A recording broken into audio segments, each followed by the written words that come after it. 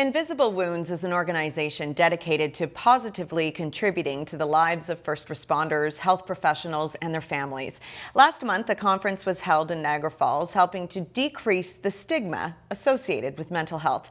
Joining me via Zoom are guest speakers Carmen Theobald and Nadine Leduc. Now, before we touch on the conference that was held at the Americana on Lundy's Lane, you both were very involved in different and very significant roles. So, Carmen, let's start with you. How did you get involved in Invisible Wounds? I had the pleasure of being connected with Deborah, who is the main organizer of Invisible Wounds, Deborah McDonald, and I was able to be on a fireside chat that she hosted, got to know her a little bit more through that experience, and then she invited me to be a speaker at this conference at the Americana, which was such a pleasure. And Nadine, same question to you. Can you share your involvement with Invisible Wounds and how you got started?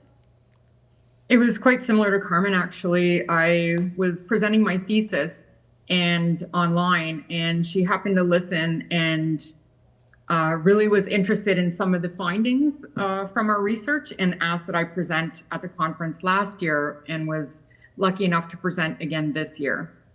And so, Carmen, this is a national mental wellness conference for first responders and clinicians. Why is it so important to share lived experiences, the challenges, PTSD, and the strategies that they use to manage it?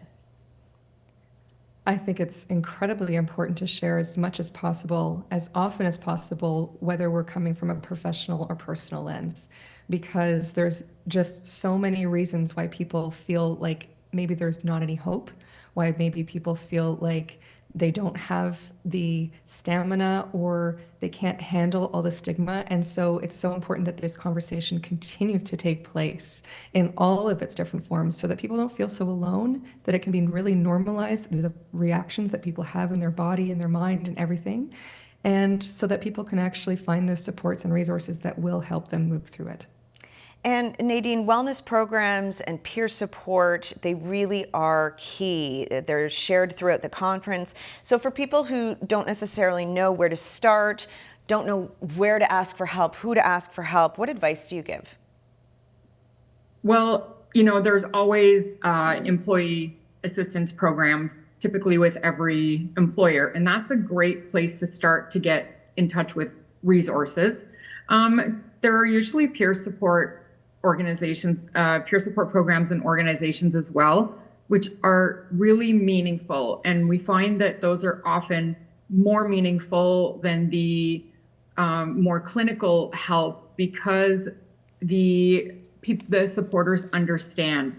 And what we find is that a lot of first responders struggle to explain their work before they're able to sort of get into the counseling part of it. And that's a barrier and a frustration. And so with the peer support, that barrier is gone and it ends up being quite meaningful.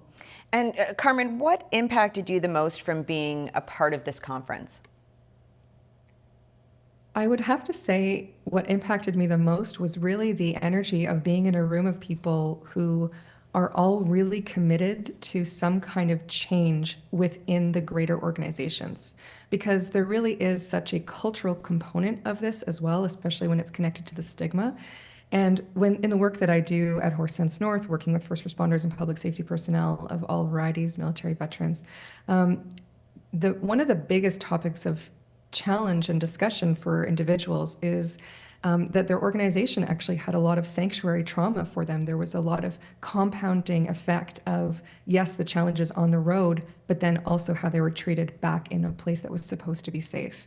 So to be in a space where everyone was really committed to creating that culture change together, in part by showing up at this Invisible Wounds conference and valuing what wellness actually could be and could look like, was a hugely beautiful thing to be part of. And that ties right into my next question. So Nadine, with all the stories that we're hearing of resilience and trauma and change, how would you describe the impact that Invisible Wounds has on first responders and health professionals? It's deeply impactful, and we will never be able to quantify how impactful it is. People who come to the conference are met with personal stories, organizations such as Carmen's that share their supports, researchers like myself who show up and share our findings that just really validate what the first responders are feeling. And so it's immeasurable. And what it does is it sort of humanizes their experience and validates their experience. And that is what people want. They want to be validated. They want to be valued. And so I do believe that Invisible Wounds brings this whole collection of people together to do that. And this question can be for either of you. In terms of the stigma, where do you think we're at and how much work still needs to be done? Go ahead, Carmen. Well, I'm not a first responder. However, I've had many experiences both working with first responders, military veterans, public safety personnel, and I'm also alive today because of this community of people. And I can't say for certain where we're at because I think that's always going to be partly an individual question, but I can say from my finger on the pulse in the work that I do, there is a lot of work to be done. I think it's come a long way, but there is an enormous amount of work to be done. So interviews like this, where we talk about it, organizations and conferences like Invisible Wounds, all of those and so much more are incredibly needed to keep the ball moving. Well, I thank you both for joining us here today. It is such an important topic. The more we talk about it, as you said, the better supports that will be out there for those who need it. Thank you again.